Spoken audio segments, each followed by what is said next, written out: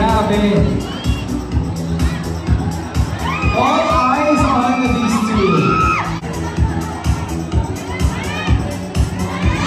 Taking turns. Come here, guys. Come here. Come here. Come here. I want to talk to you. Mag-usap tayo ngayon. What's up? Lance, bilang parte ka ng pelikula na minamahal, sino ka dito, without spoiling anything of course, sino ka dito at ano yung role mo? Who are you? My name here is Eugene. I'm gonna play as Eugene and I'm gonna be the... The what? The what? Tell us! This time I'm gonna be part of the college era me, Luna. Yun lang muna. Yun muna for now.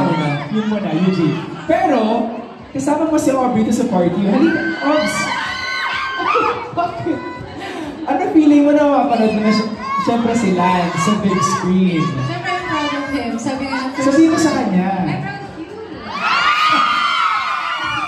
Kasi first time niya, first movie mo, no? Tapos, first time na mapapanood sa niya sa big screen. So, Oh, really? yeah, really happy for him. Really excited. And of course, congratulations sa'yo. Of course, congratulations kay Ashley at kay Andres sa successful movie.